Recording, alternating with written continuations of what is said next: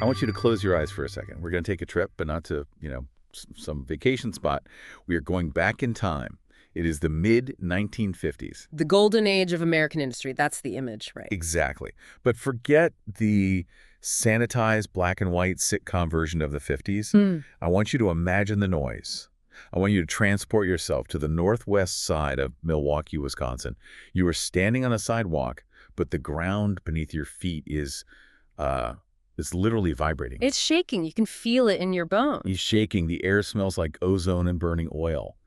And looming over you, blocking out the sun, is this beast of a facility. It's the A.O. Smith Milwaukee Works. And when you say beast, that's not an exaggeration at all. We are not talking about a factory. We were talking about like its own zip code. A zip code, yeah. To give you the scale, we are talking about 156 acres. That is a city within a city. It had its own power plant, its own hospital. A fortress of steel. Inside those walls, there are miles of railroad tracks, there's a full-time fire department, and there are thousands upon thousands of men working in this just deafening roar. And in 1959, walking up to the gates of this intimidating fortress is a young man named Paul Blackman. Paul is the protagonist of our deep dive today. And in 1959, he is just a kid. He's a young African-American man who has just come up from Chicago, from the Bronzeville neighborhood. So he's part of that massive internal migration in the U.S. Huge part of it, yeah. People moving north looking for what they called good jobs, real union manufacturing jobs, the kind of jobs that could build a middle-class life. But here is the kicker. Paul has absolutely no experience, zero. He is walking into the mechanical marvel of the world, that's what they called A.O. Smith, and he's just a guy looking for a paycheck. He's entering a world of high-skilled German craftsmanship, high-tech auto frame manufacturing, and he is a total outsider. And that is where our story begins. Because today, we aren't just telling you about a factory. We are exploring the rise and fall of, really, the entire American industrial experiment through the eyes of this one man. Paul Blackman didn't just survive A.O. Smith. He ended up leading the thousands of workers inside it. We are going to see how he navigated racial segregation inside the plant, how he fought for power, and then how he tried to steer this massive ship through the economic storms of the 1980s and 90s. It is a story about leadership. Untiring leadership, that's the phrase that keeps coming up. But it's also a tragedy. So welcome to the Deep Dive. Today we are unpacking a really heavy but incredibly fascinating stack of sources. We have a transcript from a retrospective video documenting Paul Blackman's life, which gives us his voice, his humor, his memories. Which is fantastic. It lets you really hear him. But we also have something else, something really special, a primary historical document. It's a newsletter. But not just any newsletter. Oh, no. It's the Smith Steelworkers Chronicle, and it's the issue from April 2006. The final issue. The last one ever printed. You are effectively holding the obituary of a union in your hands. This document marks the literal end of the organization. Wow. So our mission today is to explore this transition. We're going to look at the shift from the golden age of mass production to the painful reality of lean production and globalization. And at the center of it all is Paul Blackman. We're going to focus on his untiring leadership, how he tried to save his community when the economics of the world just did. Well, they turned against them. The title of this deep dive is Adapt or Die. And as we are going to find out, Paul Blackman did everything he could to adapt. The question we have to answer is, was it enough? So let's rewind. Let's get back to that gate in 1959.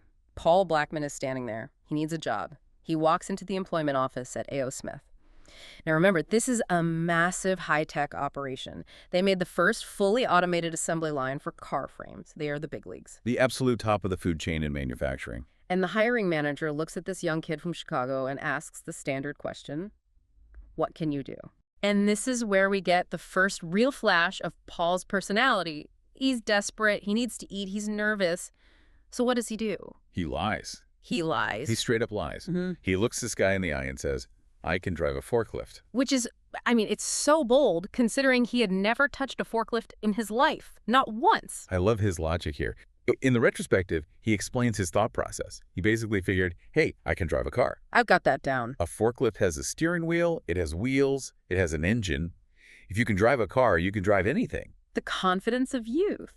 It's just a car with forks, right? How hard can it be? Turns out it's extremely hard. It is very, very hard. Oh. Paul later admitted that driving a forklift was, in his words, more than a notion. More than a notion. I love that phrase. It's such a polite Midwestern way of saying, I had absolutely no idea what I was doing, and I was terrified. I mean, can you just imagine that first day?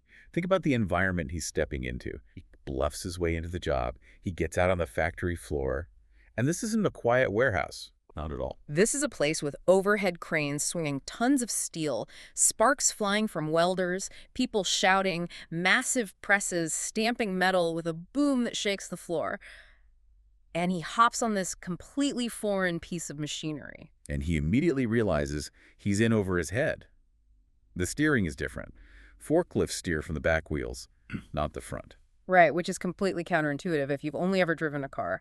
You turn the wheel and the back end swings out. The center of gravity is weird. He's Yep. probably fishtailing all over the place, trying not to run into a multi-ton press. Now, in a cutthroat environment, you'd expect the foreman to see this, yank him off the machine, and fire him on the spot. "You lied to me, kid, get out." Or for the other workers to laugh at him. But this is where the story takes its first important turn. Right, he mentions a trainer, a guy who saw him struggling. This trainer realized immediately that Paul had lied. He knew Paul couldn't drive. He took one look and saw it. But instead of ratting him out, instead of letting him fail, he showed him kindness. Yeah, not just kindness, but like active help. Active help. He hopped on the back of the forklift, which I'm pretty sure is not exactly safety protocol. No, I don't think that's in the OSHA manual. Probably not. And he whispered instructions in his ear. "Turn now. Slow down. A little to the left. Drop the forks." He coached him through it, live, on the floor. That moment, that is the seed of solidarity, isn't it? It's the whole story in miniature. It really is. It sets the tone for his entire career. He realized that in this chaotic, dangerous place, the only thing that keeps you safe is the person standing next to you. That trainer helped him survive those first few days, and Paul never forgot it.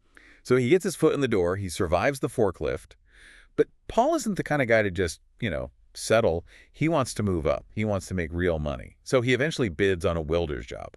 And this is where we need to paint a really vivid picture of the work itself.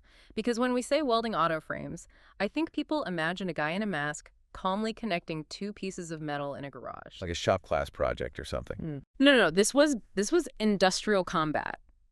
The sources describe an assembly line that was absolutely relentless. You have to imagine these two massive steel rails sliding down a track.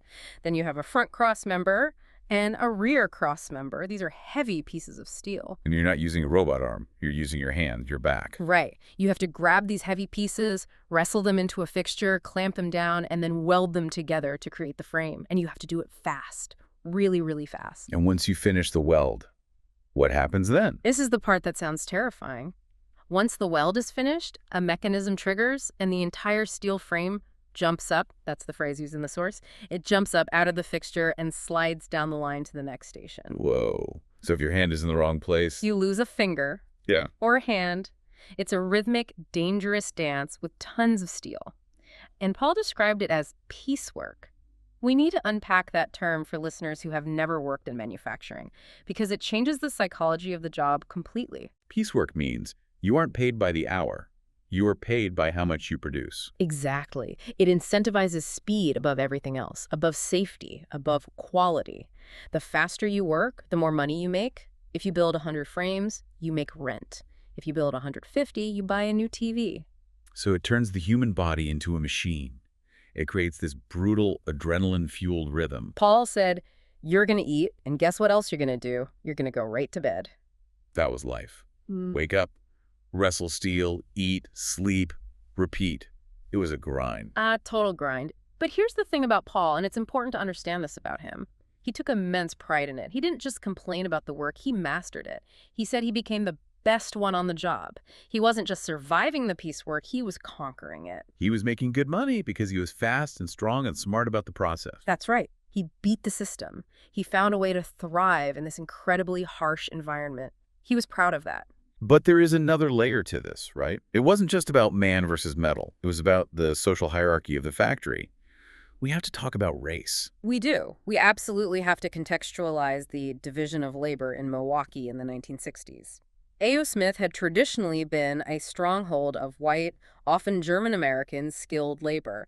But after World War II, as we mentioned, the workforce started to change. More African-American workers, like Paul, were coming up from the South. But just because they hired black workers didn't mean it was an integrated paradigm. Oh, far from it. Uh-huh. Far, far from it. There was a strict, unwritten rule about who did what. The sources are very clear on this. The white workers, even those with less seniority, often ended up on what they called the repair lines. What's the difference between the main line and the repair line? It's a huge difference. The main line, where Paul was, is the race. It's a piecework grind. It's hot, it's loud, it's physically exhausting. The repair line, the pace is slower. So you're not racing the clock. Not at all. You are fixing mistakes that came off the main line.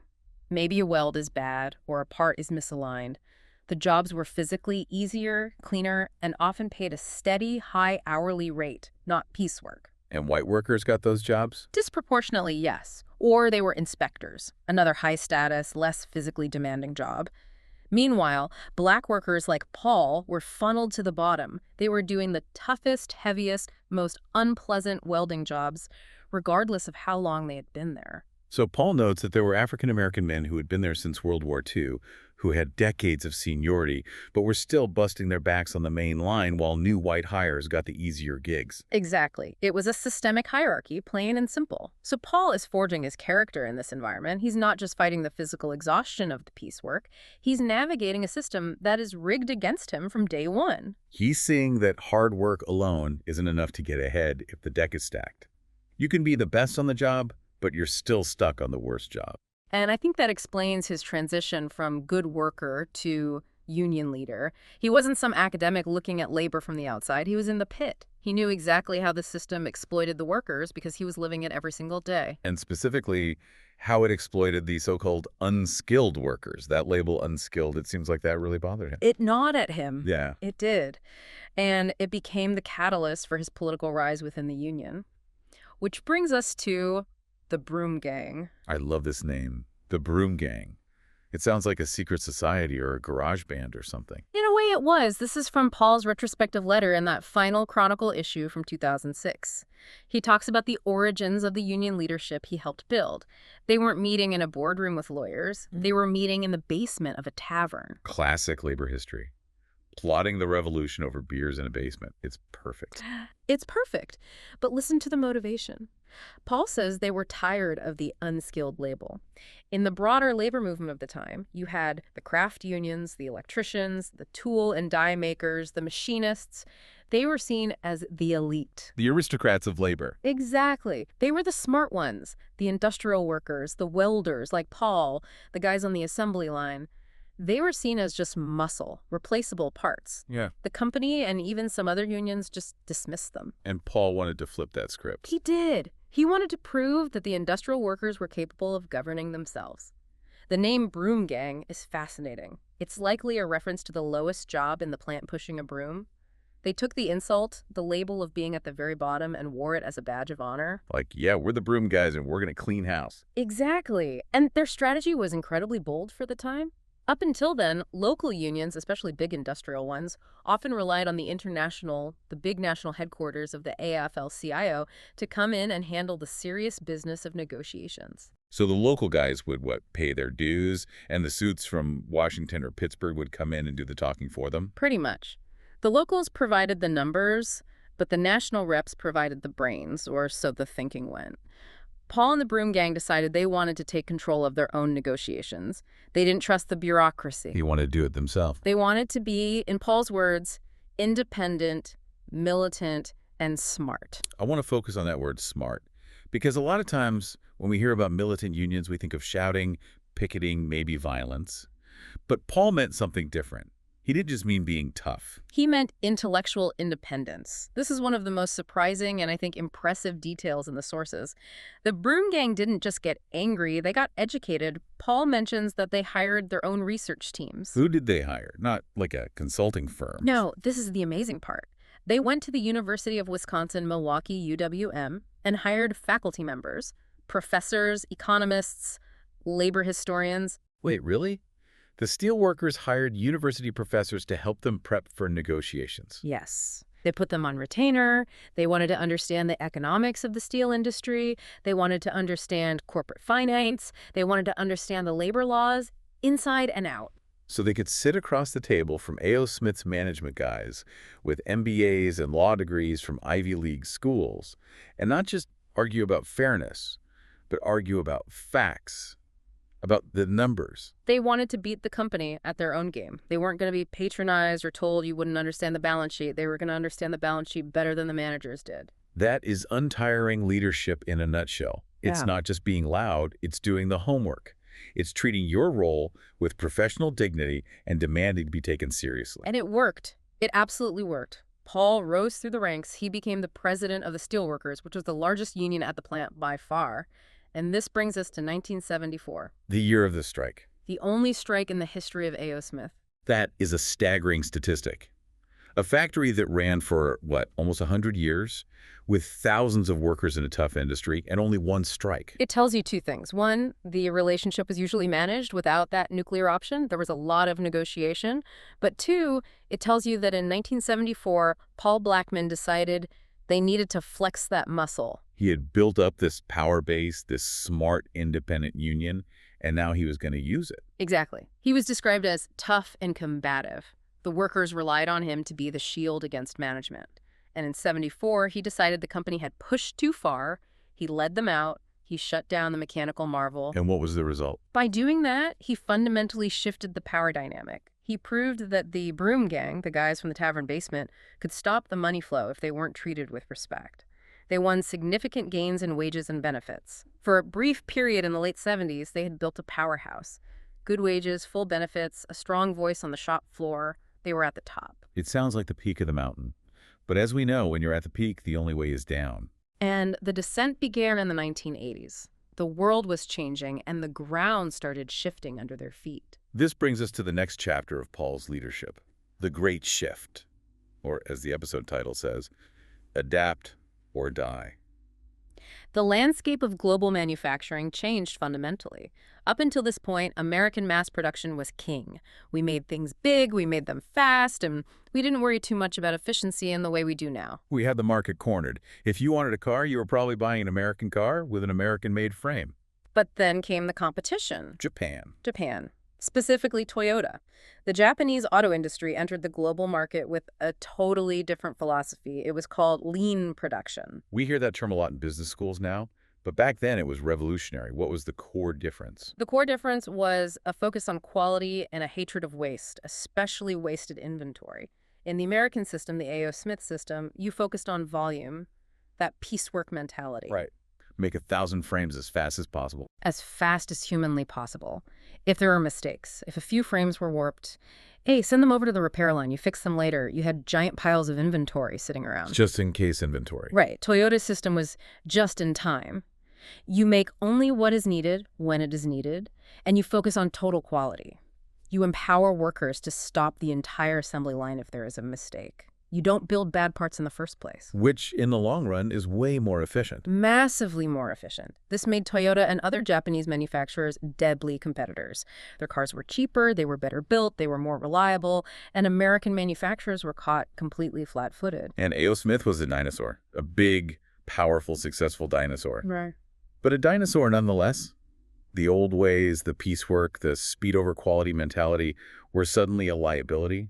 The company was bleeding money. And this puts Paul Blackman in a terrible, almost impossible position. He's the leader who fought for the workers' rights to make money via piecework. That was their system. And now the company is coming to him and saying that piecework is killing them, that it's the source of all their quality problems. The worst position for a labor leader.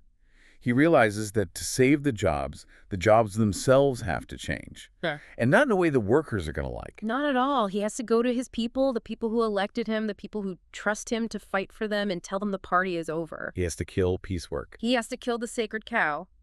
Piecework was how a hard worker could make a massive premium over their base pay. Paul had to go out onto the floor and say, no more piecework. We are switching to hourly rates. And from now on, we are focusing on quality, not just speed. Paul describes the reaction to this news in the video transcript. He says, with a bit of a grim laugh, you can imagine how happy they were to see me. I can only imagine the shouting matches in the union hall. He's essentially taking money out of their pockets in the short term. He's telling them they have to work differently, more carefully. He's telling them the old way, the way they mastered, the way they built their lives on it, is wrong. That is a hard sell. That is a career-ending sell for most politicians or union leaders. They'd get voted out in a heartbeat. But this is where the untiring leadership theme really shines. A weaker leader, or maybe a more cynical one, might have just fought the company, refused to change, let the ship sink while claiming they held the moral high ground. We didn't give an inch, and then everyone loses their job. Right. Paul chose a much harder path. He chose to lead. He chose to steer the ship through the storm, even if the passengers were screaming at him the whole way. How did he do it? How did he convince them? He told the company, "You have to let me talk to them. You have to let me explain." He didn't hide in an office and send out a memo. He went out there to the union hall, to the floor, and he explained the global economy to guys holding welding torches. He broke down the competition from Japan. He explained the math. He laid out the choice in stark terms: adapt or die. And they trusted him enough to listen. They did. They must have fought him on it. But in the end, the union bought into the change. They agreed to quality improvements, to flexible work rules, to different pay rates. They adapted. They made the painful choice to try and survive. There was also a technological shift happening around this time too, right? It wasn't just policy. Yes, that's a good point. The auto industry as a whole moved away from riveted frames to fully welded frames. And ironically, for a time, this actually replaced some automated riveting machines with human welders. So there was this brief boom in employment in the 80s, a last hurrah where skilled human labor was in high demand again before the real automation cliff arrived. So for a moment, it looked like Paul had pulled it off. He'd navigated the crisis. He saved the plant. It seemed that way. It really did. They had weathered the first big storm. But the tragedy of this story is that sometimes, even if you adapt, even if you do everything right, the tide is just too strong. Which leads us to the beginning of the end, the Tower Automotive takeover. The year is 1997. A.O. Smith, the company that had been synonymous with Milwaukee industry for a century, decides to get out of the car business. They see the writing on the wall, the razor-thin margins, the global competition. They sell the entire automotive division to a company called Tower Automotive. Now, Paul Blackman, he does not mince words about Tower Automotive. There is no love lost there. Not at all. In the video transcript, he draws a very sharp contrast. A.O. Smith was a manufacturer. They made things. They were tough. They were cheap. They were sometimes brutal, but they were builders. That was their identity. In Tower. Paul describes them as a company that bought and sold companies. He saw them as financial engineers, not industrial engineers. He basically calls them asset flippers, corporate raiders. He goes further than that. He calls them an Enron wannabe. Oof. That is a stinging insult, especially in 2006 when this was being recorded. Enron was the poster child for corporate fraud. It implies fraud. It implies deep criminal mismanagement. He suggests they should be in criminal court, not just bankruptcy court. He felt they came in, loaded the company with debt, extracted value, and had no real intention of actually running a sustainable factory for the long term. And the evidence seems to back him up. Tower struggles. They fail to make the plant profitable. The relationship between the union and the new management completely falls apart. And in 2006, the announcement comes. The Milwaukee facility, this 156-acre city, is closing for good. And this brings us back to the Smith Steelworkers Chronicle from April 2006, that final issue. I want to spend some time on this document because it's heartbreakingly bureaucratic. It's not a fiery call to arms. It's not just a sad goodbye letter. It's a logistical manual for the end of your life as you know it. That's the perfect way to put it. You have the president's report from Donald Trump. He was the one who succeeded Paul. And the tone is so different from Paul's fiery rhetoric. Schrouth just sounds tired. He sounds beaten down, bitter. What does he talk about? He talks about a lawsuit by retirees over benefits that went unanswered by a federal judge. Just ignored. He says the company is refusing to respond to their letters. He talks about tower bargaining and bad faith. It's a tone of complete resignation. The fight is over, and they lost. And then you have the practical details, the nuts and bolts of a community dissolving. The newsletter mentions that the Union Hall has been sold. That really hit me. The hall, the place where they voted, where they argued, where they had the Christmas parties for the kids, where the Broom gang plotted their strategy in the basement, it's been sold. And do you know what it was becoming? A daycare center. A daycare center. Talk about a symbol of transition. The industrial fortress is becoming a nursery. The place of militant unionism becomes a place for toddlers. Wow. And then there's the warning about the checks. It's printed in bold. These will be live checks and not direct deposits. Do not throw them away. It's so mundane, but it's so final. The infrastructure of their community is being dismantled piece by piece. They are scrambling to set up something called VEBA, a Voluntary Employee Benefit Association, just to try and salvage some shred of health insurance for the thousands of retirees. Because once the plant closes and Tower goes into bankruptcy, the company health plan vanishes. Poof, gone. This section just illustrates that a plant closing isn't just about losing a paycheck. It's about losing the entire structure of your existence. You lose your hall, you lose your newsletter, you lose your direct deposit, you lose your health insurance. You are suddenly adrift in a sea of paperwork and uncertainty. And on top of all that, you lose your physical health. Huh. We have to talk about the physical toll this work took. This is the afterlife segment. There is an advertisement in the Chronicle from a group called Sound Advisors, and their headline, it's just chilling. They call workers' compensation for hearing loss the best-kept secret in Wisconsin. The best-kept secret. Because everyone was going deaf, and nobody was telling them they could get compensated for it. Exactly. The sources describe the deafening roar of the press shop, the forklifts honking constantly, the oil trench machines dripping. One worker, Rich Zoptos, wrote a piece in the Chronicle called Looking Back. He talks about the noise being so annoying when he first started, before hearing protection was really mandatory. And then he stopped noticing it, which of course means the damage was already done. So these guys are retiring or getting laid off, and they are walking away with permanent physical damage. Their bodies are broken, their ears are ringing for the rest of their lives. And their bank accounts are next. There's an article in that final issue titled, Tower Milwaukee Works, Afterlife, the End. And it compares their situation to a worker in Decatur, Illinois, who went through a similar plant closing. This was a famous case study at the time, a worker named Robert Johnson. He went from a union job at a nuclear power plant making $29 an hour to a job at Caterpillar making $12 an hour. From $29 an hour to $12. That is the destruction of the American middle class in one single sentence. It's catastrophic. You can't pay a mortgage on that kind of drop. You can't send kids to college. You can't save for retirement. The article mentions a detail that is just. It's devastatingly specific. What's that? It says at his new, lower-paying job, he can't even afford a slice of pizza at the company cafeteria because it costs $3. That detail really sticks with me. You're building the heavy machinery that runs the world, but you can't afford a slice of pizza for lunch. This is what they call the lost union workforce. And Paul Blackman reflects on this in the video transcript. He talks about the neighborhood surrounding the plant, the northwest side of Milwaukee. Which used to be thriving because of these jobs. Right. It was a solid working-class, middle-class community. When the jobs were there, the community worked. Paul makes a very direct correlation. He says, and this is a quote, "Show me a community where 96% of the people are African Americans and they have good, meaningful paid jobs, and I'll show you where the crime is almost non-existent." He's saying social stability is built directly on economic stability. It's not complicated. Exactly. But now, with the plant gone, he says unemployment in that area runs between 20 and 50%. The neighborhood is run down. And the family aspect of the union, the bowling leagues, the baseball teams, the fishing trips, that's all gone. That social fabric is just shredded. The Chronicle has an in memoriam section in that last issue. And it's not one or two names, it just lists names. Dozens and dozens of names. It's a literal body count of an era coming to an end. This brings us to the end of the episode and the end of the line for Local 19806. But Paul Blackman, even at the end, in his final letter, he refuses to go out quietly. He refuses to let them be victims. He really does. In his final tribute in the Chronicle, his last public words to his members, he refuses to let them be seen as victims. He calls the union great and militant. He reminds them that they challenged the company at every single turn. He's proud of the Broom Gang. He's proud that the so-called unskilled workers took control of their destiny and proved everyone wrong. He writes, "We were independent, militant, and smart." He wants that to be the legacy, not the closing, but the fighting.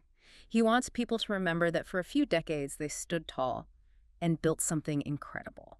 But there is a haunting line in that newsletter in the Afterlife article. It says, "The bill is due." Yeah, that gave me chills. It says the bill is due for agreements and a standard of living that were created decades ago when global competition didn't exist. It says, we had all the eggs in one basket. It sounds like a moment of painful self-awareness. They realized that the American industrial dream was maybe just a moment in time, a bubble, and that bubble had just burst. And that leads us to our final thought for you, the listener. Paul Blackman was an incredible leader. He was untiring, he was tough, he was smart. He led his people to adapt. He convinced them to give up piecework, to change their entire way of working. He did everything right according to the adapt or die playbook. He adapted. The union adapted. The workers adapted. Or the plant closed anyway. Exactly. So here is the question we want to leave you with. In a global economy, is untiring leadership and adaptation actually enough to save a local community? Or are there economic tides, globalization, financialization that are just too strong for anyone, even a legend like Paul Blackman, to swim against? That is the question that haunts the Rust Belt. Did they fail, or are they simply overwhelmed by forces far beyond their control? Think about that. And for the Broom Gang. Goodbye, Broom Gang. Thanks for listening.